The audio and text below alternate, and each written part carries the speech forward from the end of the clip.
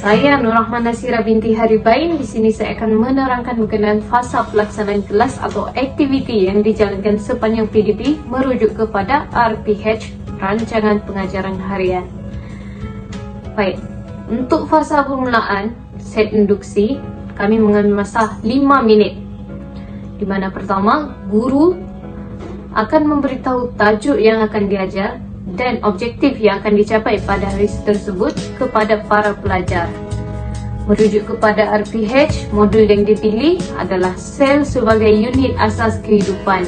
Dan standard kandungan dia adalah 2.1 sel, iaitu struktur, fungsi, dan organisasi.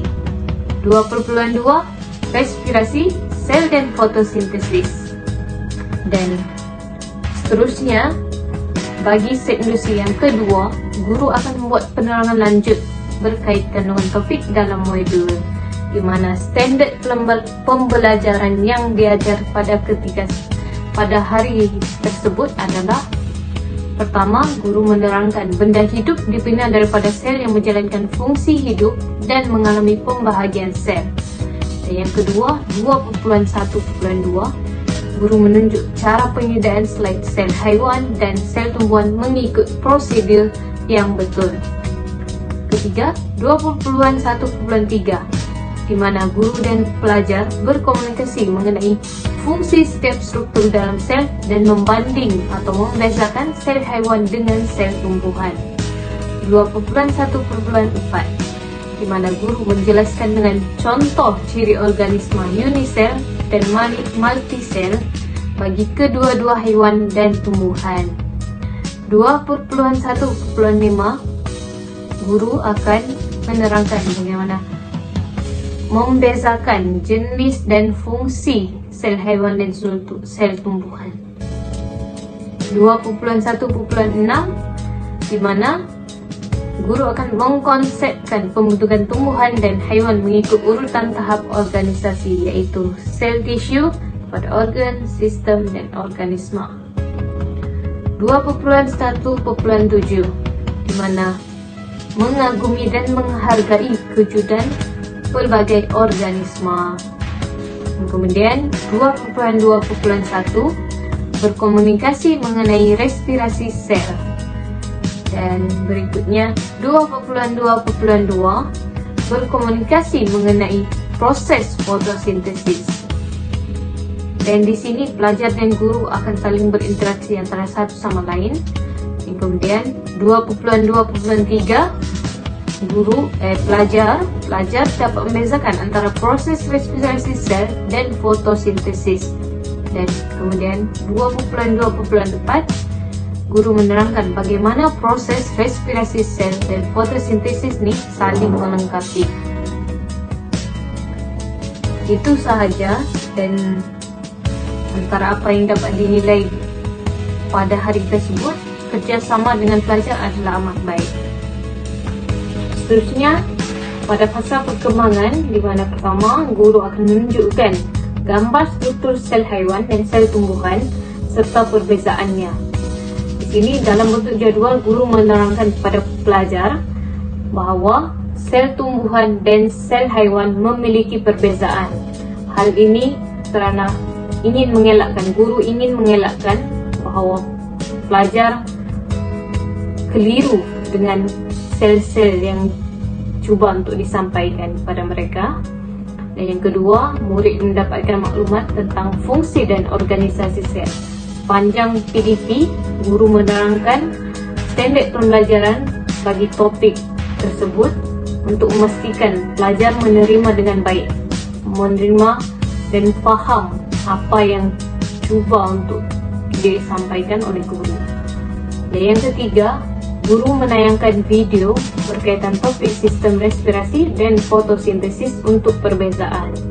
Dengan adanya kemudahan buku teks dan video, guru memastikan pelajar itu tahu bahawa kitaran fotosintesis yang saling berinteraksi antara satu sama lain membuatkan pelajar tahu bahawa Tiap sel-sel tersebut memiliki kesinambungan yang masing-masing. Oleh itu, sepanjang kelas, pelajar menunjukkan minat dan sifat ingin tahu banyak terhadap topik yang cuba disampaikan. Sekian, itu saja daripada saya. Penyakit mak ayah kita, penyakit kamu. Contoh, ada setengah kawan kamu mesti akan ada penyakit dia sendiri. Penyakit yang paling bahaya, kanser. Kanser ni pertumbuhan sel yang mana sel tu dia tak ada kawalan. Dia macam orang gila tau. Dia tumbuh macam banyak. Macam orang tak betul tu. Sampai satu masa dia membentuk satu penyakit. Penyakit mak ayah kita. Penyakit kamu. Contoh, ada setengah kawan kamu mesti akan ada penyakit dia sendiri. Penyakit yang paling bahaya, kanser. Kanser ni pertumbuhan sel yang mana sel tu dia tak ada kawalan. Dia macam orang gila tau. Dia tumbuh macam banyak. Macam orang tak betul tu. Sampai satu masa dia membentuk satu penyakit. Tumbuhan. Nampak ada meja tak? Semua yang kamu nampak ni semua bermula dengan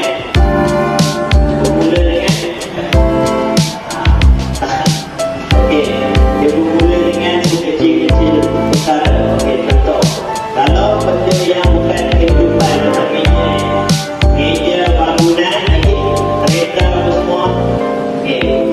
Kalau rumah, bangunan, dia mesti ada batu bata. Kalau tak ada batu bata, macam mana nak jadi bangunan juga?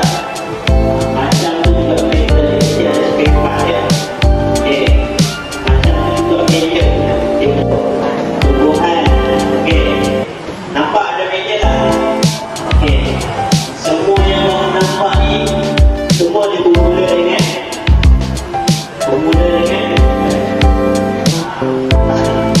dia bermula dengan sekecil-kecil perkara. Contoh, kalau benda yang bukan kehidupan, namanya meja, bangunan, kereta apa semua. Kalau rumah, bangunan, dia mesti ada batu bata. Kalau tak ada batu bata, macam mana nak jadi bangunan juga? Macam tu juga kereta, dia mesti ada sepepak dia. Macam tu juga meja. Yang pertama dia letak ada yang pertama dia letak ada ibu dia. Apa dia? Ibu dia mengawal membuat makanan. Yang kedua adalah pemeriksa.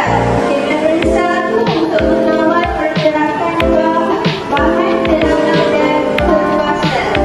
Maksudnya macam inilah. So dia akan kawal masuk keluar. Yang ketiga adalah